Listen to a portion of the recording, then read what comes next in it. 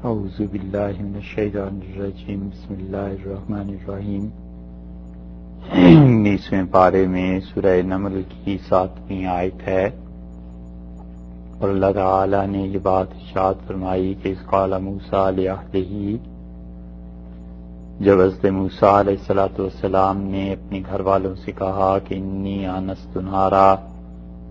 میں آگ محسوس کر رہا ہوں اس کی طرف، دیکھی ہے میں نے اس سمت میں ایک آگ سآتیکم منہا بخبرن، اور میں اب لے کے آتا ہوں تمہارے پاس وہاں سے کوئی خبر، او آتیکم بشہاب قبس لعلکم تصطلون، یا ایک انگارہ سلگا کر لاتا ہوں تاکہ تم لوگ اسے تاپو۔ حضرت موسیٰ علیہ السلام کا یہ قصہ ہے اس وقت کا جب وہ واپس آ رہے تھے اور واپسی ہو رہی تھی ان کی مدین سے، اور مصر کی طرف تشریف لے جا رہے تھے، اور اللہ تعالی نے یہ بتایا کہ اس وادی میں جب پہنچے ہیں تو وہاں پر انہیں ایک جگہ سے آگ نظر آئی، اور یہ آگ جو تھی یہ اللہ تعالی کی طرف سے جو کچھ بھی تھا، انوار تھیں، تجلیات تھیں، یہ طور پر پڑ رہی تھی، اور اب تک وہ مقام وہاں پر ہے، اور طور کے قریب دامن میں سطح سمندر سے کہتے ہیں کہ کوئی 4000 سے 6000 فٹ کی بلندی پر ہے، اور وہاں پر عیسائی بادشاہ جو تھے کانسٹنٹائن، انہوں نے 365 عیسوی کے لگ بھگ ایک وہاں پر بہت بڑا گرجا بنا دیا تھا، اور حضرت موسیٰ علیہ السلام کے جو حالات اور وقائع یہودیوں کی روایات میں آتے ہیں وہ یہ کہتے ہیں کہ یہ وہ مقام ہے جہاں پر حضرت موسیٰ علیہ السلام کو نبوت عنایت فرمائی گئی تھی، اور جہاں یہ واقعہ پیش آیا تھا، اور پھر اس کے بعد رسول اللہ صلی اللہ علیہ وسلم کی آمد سے پہلے کوئی 125 برس 250 برس وہاں پہ جسٹنٹائن کی حکومت تھی، اور اس نے ایک مانسٹری تعمیر کر دی تھی، اور اس مانسٹری میں یہ جو پرانا گرجا بنا ہوا تھا وہ بھی آ گیا، اور یہ دیر اور کنیسہ آج تک اس جگہ پہ موجود ہیں، اور گریک آرتھوڈاکس کے چرچ جو ہیں ان کے یہ جگہ قبضے میں ہے، اور اس کی بہت سی کرامتیں اب تک مشہور ہیں، اور یہ کہا جاتا ہے کہ وہاں پر ایک درخت بھی ہے، اور وہ درخت اس وقت سے لے کے آج تک ہمیشہ ہرا بھرا رہتا ہے، اور کبھی بھی اس درخت پہ خزاں نہیں آئی، یہ وہاں کے لوگوں کا کہنا ہے، اور اللہ ہی جانتا ہے کہ یہ بات صحیح ہے یا غیر صحیح ہے، لیکن وہ کہتے ہیں کہ اس میں ایسی برکت ہو گئی ہے۔ تو اللہ تعالی نے فرمایا کہ حضرت موسیٰ علیہ السلام نے اپنے گھر والوں سے یہ بات کہی، اور اس کے بعد وہ وہاں پر آگ کے پاس چلے گئے، اور پھر فرمایا کہ فلما جاءہا، اور جب وہ آئے اس آگ کے پاس، نودیا آواز دی گئی، ان کا جو لفظ ہے یہ تفسیر کرتا ہے اس بات کی کہ کیا آواز دی گئی، بورک من فی النار، اور یہ کہا گیا آواز میں یہ بات آئی کہ برکت رکھتا ہے ہر کوئی جو کوئی کہ اس آگ میں ہے، ومن حولہا، اور جو کوئی اس آگ کے گرد ہے۔ اس کی ایک تفسیر تو یہ کی گئی کہ جو کوئی اس آگ میں ہے اس میں برکت ہے، یعنی اللہ تعالی کی ذات پاک کی جو تجلی ہے وہ اس آگ میں ہے، اور اس آگ میں وہ تجلی کی وجہ سے برکت ہے، اور اس کے ساتھ ساتھ دوسری بات یہ کی گئی کہ اس کے برابر میں اس کے گرد جو کھڑا ہے، یعنی حضرت موسیٰ علیہ السلام ان پر بھی برکت کی گئی ہے۔ مفسرین نے اس لمبی بحث سے بچنے کے لیے اس کی ایک اور توجیہ بھی کی ہے، اور وہ کہتے ہیں کہ اس کا مطلب یہ ہے کہ جو کوئی فرشتے آگ میں ہیں وہ بھی برکت والے ہیں، اور جو اس آگ سے باہر کھڑے ہیں وہ بھی برکت والے ہیں۔ کچھ حضرات کا خیال یہ ہے کہ یہاں پر فرشتے مراد صرف باہر والے ہیں، اور اندر جو کچھ ہے وہ آگ ہے، یہ دوسری رائے ہے۔ اور تیسری رائے یہ بھی ہے کہ حضرت موسیٰ علیہ السلام جو باہر کھڑے ہیں ان پر برکت دی گئی، اور جو اندر ہیں اس آگ اور تجلی کے فرشتے ان میں بھی برکت دی گئی۔ یہ سب تفاسیر مفسرین نے کی ہیں۔ اور من فی النار کی تفسیر میں ایک روایت یہ بھی آئی ہے کہ اس سے خود اللہ تعالی کی اپنی ذات پاک مراد ہے کہ اللہ کی ذات ایسی ہے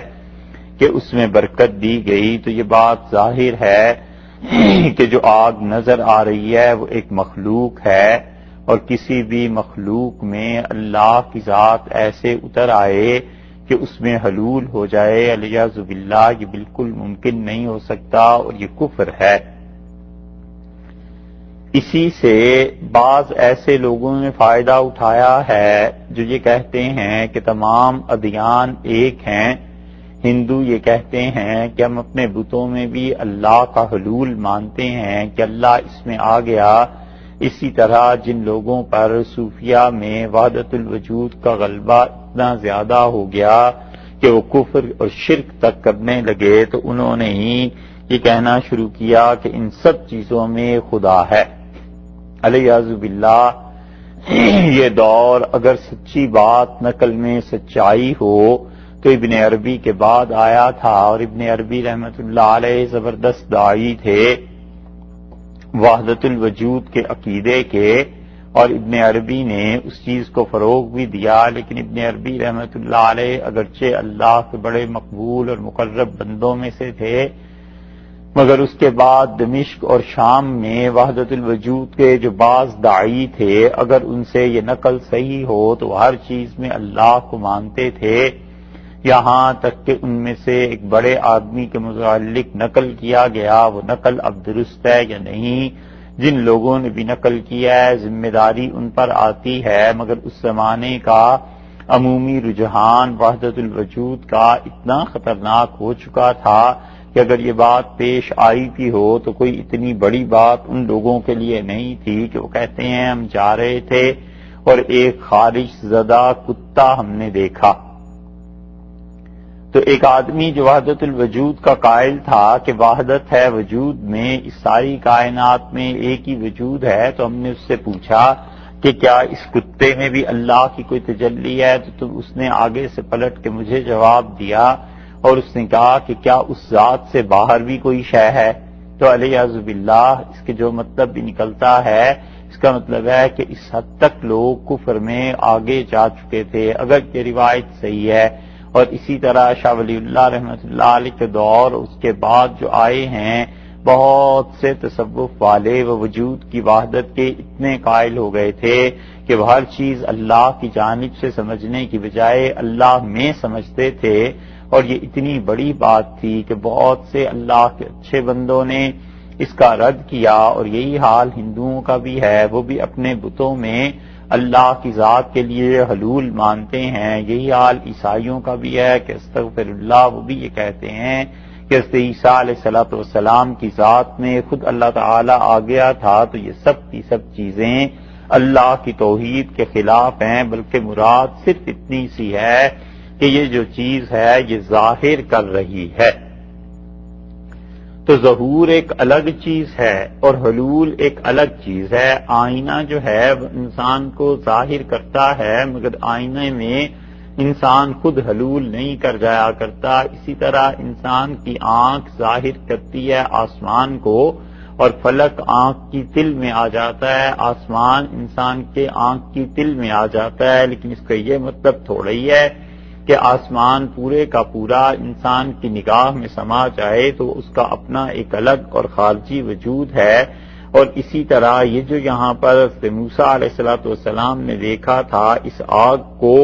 اور حق تعالی شانہ کی یہ تجلی تھی، تو اس کے متعلق یہ کہا جائے گا کہ یہ ظہور جس کو بھی تجلی بھی کہا جاتا ہے، خود حق تعالی شانہ کی اپنی تجلی نہیں تھی،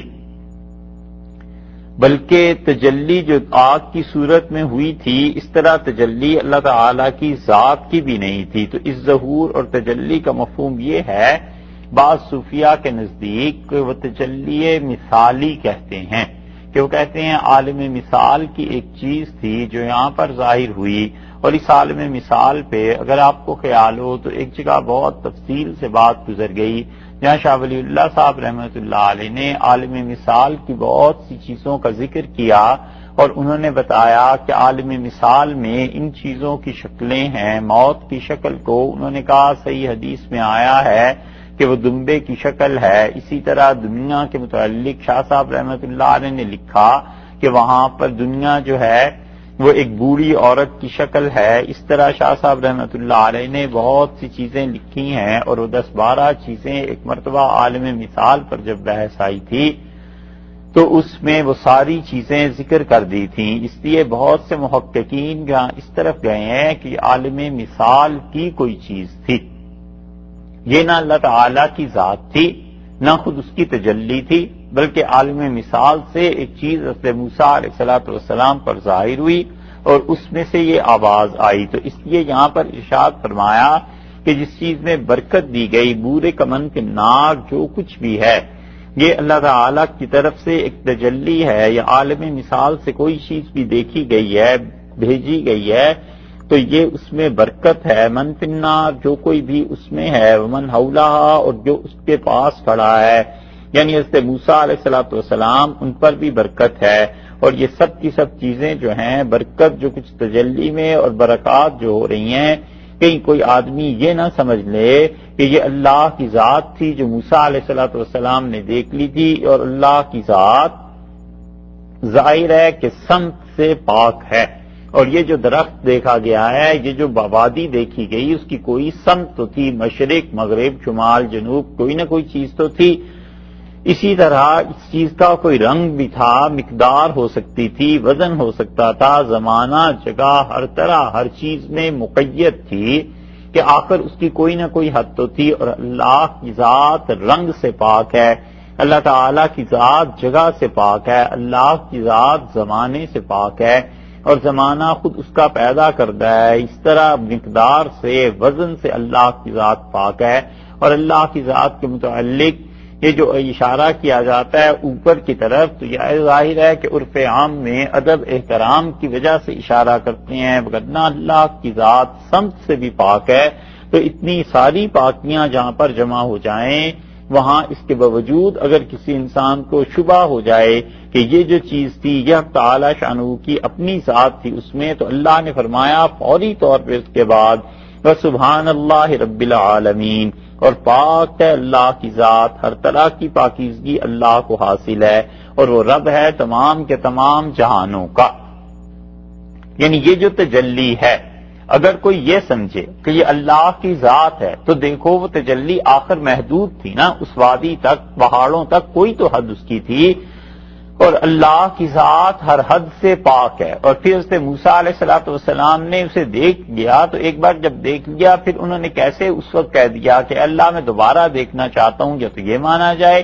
اور یا یہ مان لیا جائے کہ انہوں نے پہلی بار میں ہی نہیں دیکھا تھا، اس لیے پہلی بار کوئی چیز اور ہے۔ تو یہاں پر ارشاد فرمایا ہے کہ سبحان اللہ رب العالمین، اور پاک ہے اللہ کی ذات ہر طرح کے عیب سے مبرہ ہے، اور رب العالمین یعنی اس کے لیے کوئی سمت نہیں ہے، کوئی چیز نہیں ہے۔ کچھ لوگوں کا خیال یہ ہے کہ یہ حضرت موسیٰ علیہ السلام کا اپنا جملہ ہے کہ جب انہوں نے یہ چیزیں دیکھی ساری، تو انہوں نے اس کے بعد کہا وَسُبْحَانَ اللَّهِ رَبِّ الْعَالَمِينَ، پاک ہے اللہ کی ذات جو تمام جہانوں کا پروردگار ہے۔ لیکن یہ تفسیر بہت ہی کمزور اور بہت دور ہے، اس لیے کہ ابھی تو حضرت موسیٰ علیہ السلام اس چیز کا مشاہدہ کر رہے ہیں، اور ابھی تو برکتیں آ رہی ہیں اور وہ اس کو دیکھ رہے ہیں، اور انہیں آواز دی گئی۔ اب یہ آواز جو تھی اس بستی میں ہر طرف سے آ رہی ہے، اور حضرت موسیٰ علیہ السلام ہر طرف سے خود سن رہے ہیں، اور صرف ان کے کان نہیں سن رہے بلکہ ان کا سارا جسم سن رہا ہے۔ اسی لیے صوفیاء کرام کے ہاں جب کسی آدمی کو مراقبہ ذات تک رسائی حاصل ہوتی ہے تو اس پہ بعض اوقات ایسی کیفیت طاری ہو جاتی ہے کہ سر سے پاؤں تک وہ ان چیزوں کو سنتا ہے، سر سے پاؤں تک ہر چیز سے وہ دیکھتا ہے۔ یہ دیکھنا اور سننا یہ ایسی چیزیں ہیں جو عالم مثال سے تعلق رکھتی ہیں اور عام انسانوں کو اس کا مکلف بھی نہیں کیا گیا، حتیٰ کہ کوئی ان چیزوں کو نہیں مانتا تو بھی اس کے عقیدے میں کوئی فرق نہیں آتا، مگر جو لوگ بھی تصوف اور اس طریق پر محنت کرتے ہیں انہیں ان چیزوں کا تجربہ بھی حاصل ہوتا ہے، تو اس لیے ان کے لیے سمجھنا نسبتاً یہ آسان ہو جاتا ہے۔ تو اللہ تعالیٰ نے خود فرما دیا کہ سبحان اللہ، اللہ کی ذات پاک ہے ہر ایک چیز سے، اور اللہ کی تعریف یہ ہے کہ رب العالمین وہ رب ہے تمام جہانوں کا، یعنی اس کائنات میں جو کچھ بھی لوگوں کو نظر آ رہا ہے اللہ کی ذات اس سے بلند و بالا ہے، ماورا ہے۔ تو یہ جو کچھ یہاں پر فرمایا گیا ہے کا مطلب ہے کہ اللہ کے جو مقرب فرشتے تھے اور وہ مقرب فرشتے وہ جو نور اور آواز دی تھی غیب سے، وہ حق تعالی شانہ نے ایک رائے یہ بھی ہے کہ اللہ تعالیٰ نے آواز دی، اور اس کے متعلق اشاعرہ اور ماتریدیہ کی جو بحث تھی اس کو ذرا سا ہم اشارے میں بیان کر چکے ہیں، لیکن ہر آدمی کے سمجھنے کی یہ بات بھی نہیں اور ہر آدمی کو سمجھنے کی اس کی ضرورت بھی نہیں ہے۔